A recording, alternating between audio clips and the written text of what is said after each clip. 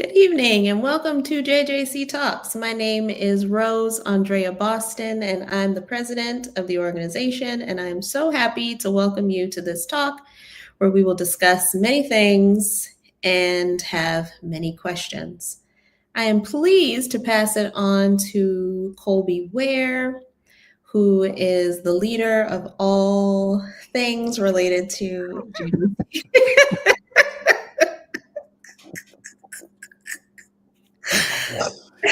Thank you so much for joining us, Colby. I am thrilled to hear the introduction. Thank you all for joining us this evening. Before we begin, just a brief reminder that you're all welcome to contribute questions in the chat. Following Sam's talk, he will be joined by BMA trustee and former JJC chair Antoinette Peel for a Q&A, during which questions will be shared. We're honored to be joined tonight by the award-winning filmmaker Sam Pollard.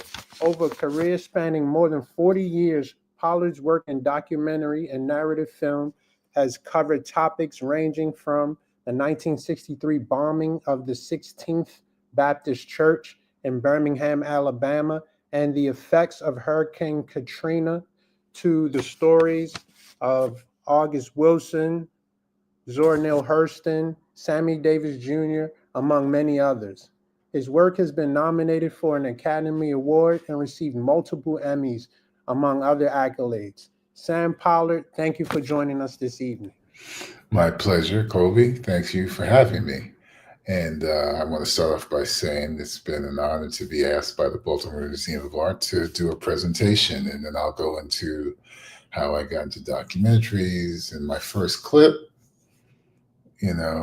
as a director, was a film that I worked on for many years about Max Roach. I started back in 1987. It took me almost 30 years to complete it, but it was really a labor of love. And I was very close to Max for about 7 years and was able to document him not only in New York, but in Milan and in Verona.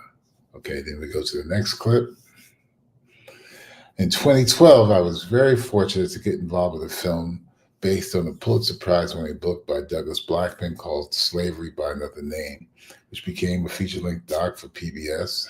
We had an opportunity to go down to Alabama to shoot not only interviews, but recreations with many people to look at what happened to African Americans after the Emancipation Proclamation, where there was de facto slavery still going on in the country for another 100 years. And it was a feature-length doc, and it was widely praised. On to the next clip. The League was a film that I got involved with back in 2016. A young man named, Bob Motley came to me and said his father had been an umpire in the Negro Leagues. He wanted to do a documentary about his dad. So I got involved, and we were able to bring Questlove on as an executive producer and get the money from a couple of production companies, which enabled us in 2022 to go out and shoot this very interesting, complex history of African Americans playing baseball before Jackie Robinson broke the racial barrier and integrated the major leagues. Then to the next clip. In 2021, I was approached by a colleague named Bennett Dean to read a book about how the FBI was monitoring Dr. King, written by a gentleman historian named Dave Garrow. We optioned the book, and we thought it would be a powerful film to look at how the FBI monitored and eavesdropped on Dr. King in the 60s. And we were able to shoot a long interview with Dave Garrow after we optioned this book, and interviewed a bunch of other scholars and historians and people very close to Dr. King. Now, of all these clips, I may say I'm going to show a little bit of the clip after you show me this image. So I'll do that. Let's go to the next clip.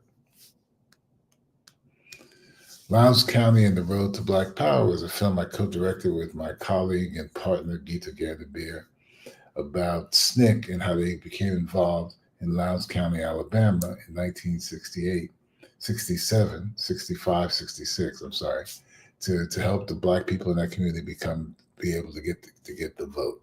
And it was right after the Selma to Montgomery March that everybody knows about, but many people don't know about what SNCC did in empowering this Black community in 65 and 66. Is there one more clip? I don't remember. Sammy Davis Jr., I've Got to Be Me. This was also, for me, a labor of love. I had grown up reading about Sammy Davis, seeing Sammy Davis with Sinatra and Peter Lawford and Dean Martin, watching all of his movies, seeing them on shows like the Ed Sullivan Show. And we had the opportunity to be able to go into Sammy Davis's archive and find audio of him talking about his life, the complications, the trials and tribulations that he had to face as a Black entertainer during the period of segregation in the late 40s, 50s, and 60s. And it was a film that I really am very, very proud of. Next, is this it? Oh, there. Black Art in the Absence of Light. I was approached by HBO to delve into looking at African-American artists in the 20th century.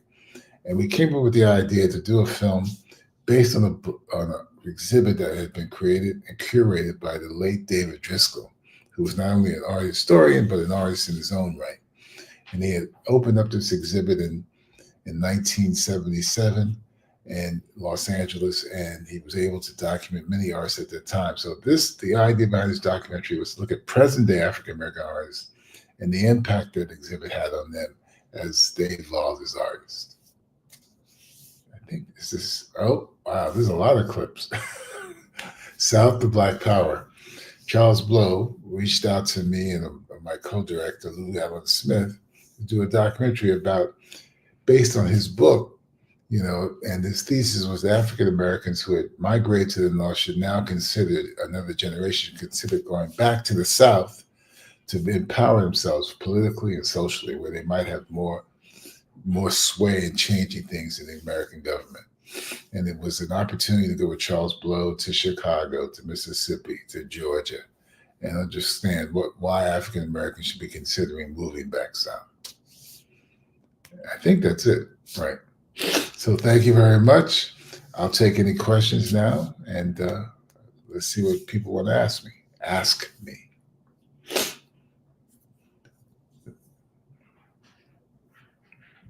That's it.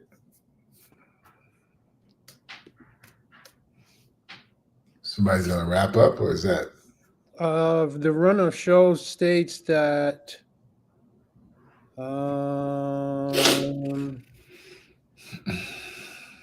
let's see.